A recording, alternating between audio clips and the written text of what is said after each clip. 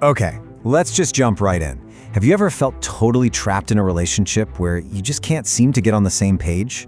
Well, welcome to today's Explainer, where we're diving into a genuinely fascinating story called The Girl with Tangled Hair.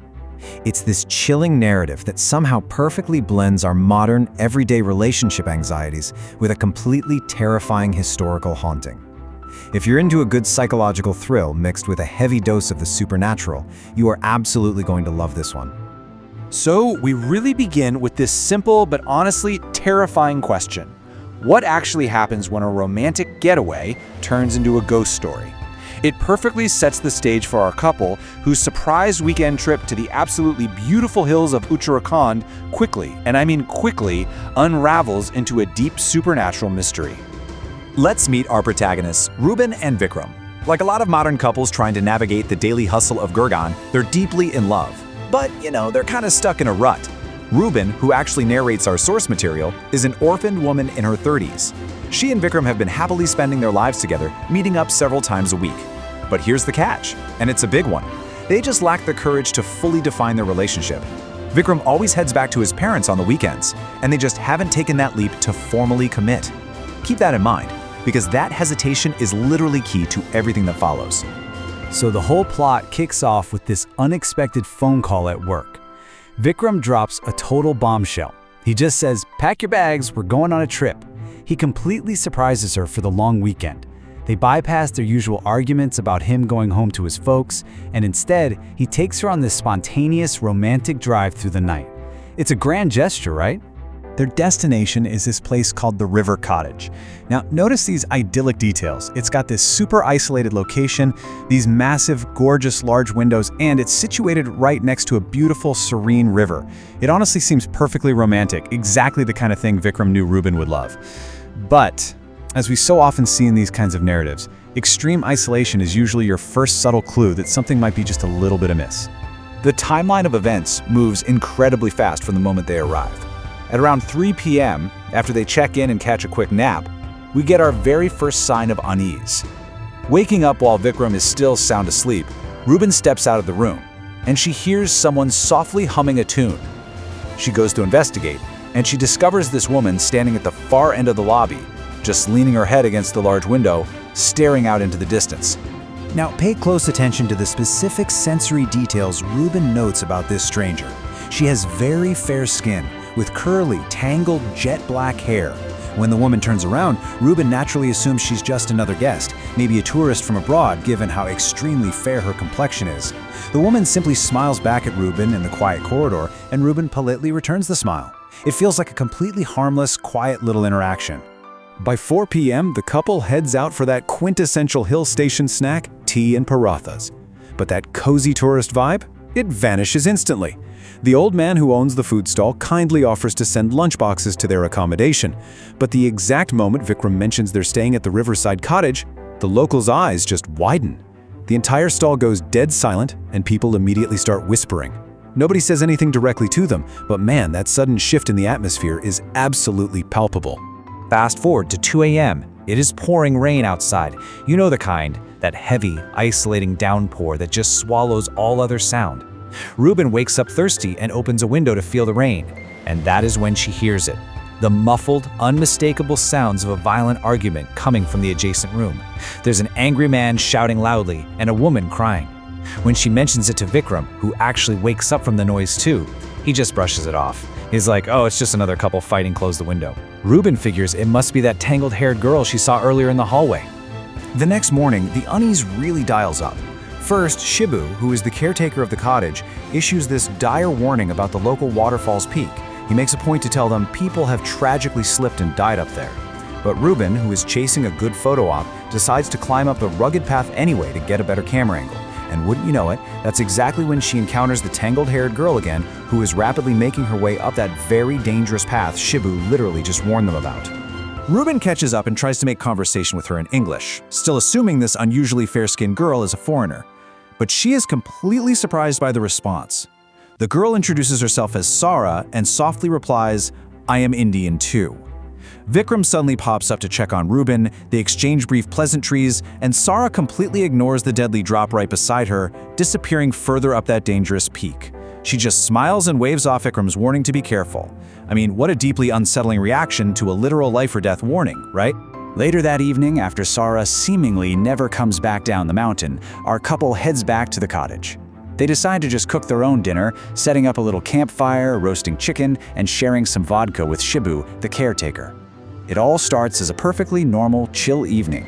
But as the vodka flows, that cozy campfire setting takes a really dark psychological turn. And then, we get the bone-chilling realization. When Ruben and Vikram finally ask Shibu about that couple fighting in the next room, Shibu's face goes completely pale. He looks at them and says, "I swear on my mother, you are the only guests here. You've been the only guests for months." This completely shatters Ruben's reality. Think about it. Who did she speak to at the waterfall? Whose voices did they hear in the middle of the night?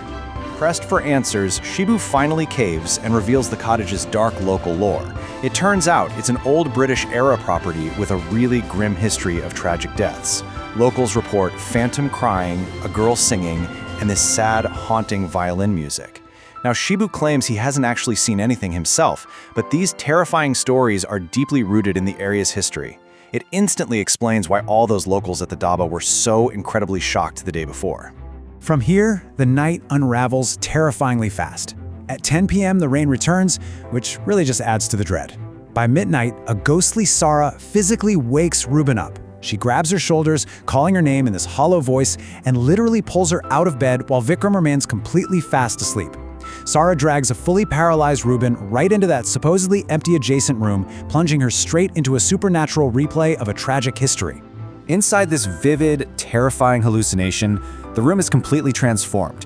There's this imposing British man sitting in a large chair, playing a sad, melancholic tune on a violin with his eyes closed.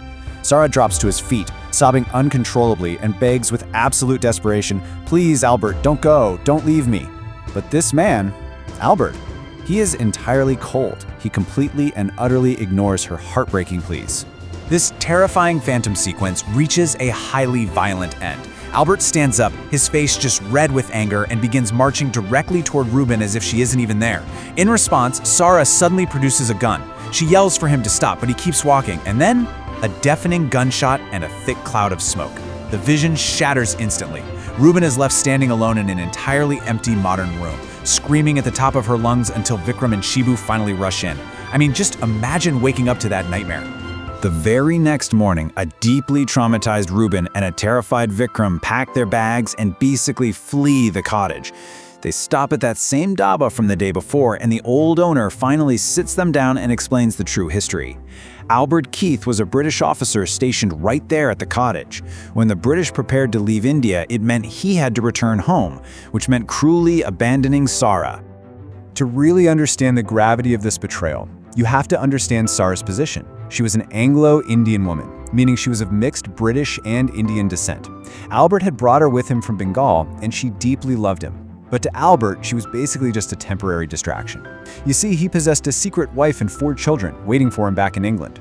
Her heritage placed her in this incredibly marginalized, vulnerable position where she had absolutely no recourse. So, when the time came in the 1940s for the British to leave India, Albert callously attempted to just cast her aside. In her total devastation and heartbreak, local legend says she shot him dead in that very room, and then ran straight up to the peak of the waterfall. Yes, the exact treacherous spot Ruben saw her heading towards, and jumped to her death. And in doing so, she cursed the property with the tragic echo of those final moments. And guys, the parallels here are honestly chilling. The story brilliantly mirrors the unequal, tragic dynamic of Sarah and Albert with Ruben's own unspoken fears. Think about it. Like Sarah, Ruben is an orphan without a real support system. She's dedicated her life to a man who refuses to formally commit, leaving her constantly terrified that Vikram might one day just pack up and abandon her too. It's the exact same dynamic, just decades apart. Sometimes it really does take a profound shock to make us face our deepest fears. Shaken by what feels like a literal warning from a ghost, Ruben finally finds her courage on that long drive back to Gurgaon. She looks over at Vikram and finally asks the question that has been haunting her own life. Will you leave me too? After years of silence and walking on eggshells, she confronts their lack of formal commitment head-on, forcing the entire issue straight to the surface. Now, Vikram is stunned into silence during that drive. But then, we actually get a really heartwarming twist. Sometime later, after they've returned to their normal, busy lives, Ruben gets a call from Vikram, and he simply says, "Get ready, Mom and Dad are coming." That terrifying ordeal actually pushed Vikram to finally step up, commit, and introduce Ruben to his family. It's this beautiful relief after such horror. The girl with tangled hair had finally helped untangle Ruben's life. So, I want to leave you with this final thought to ponder. Did Sarah intentionally choose Ruben to send a warning, or was she simply trapped, forced to tell her story over and over? Was this haunting a direct intervention from beyond the grave, specifically targeting a woman in a similar dynamic to save her relationship? Or was Ruben simply in the wrong place at the wrong time, witnessing the echoing tragedy of the girl with tangled hair? What do you think? Ponder that, and we'll see you in the next explainer.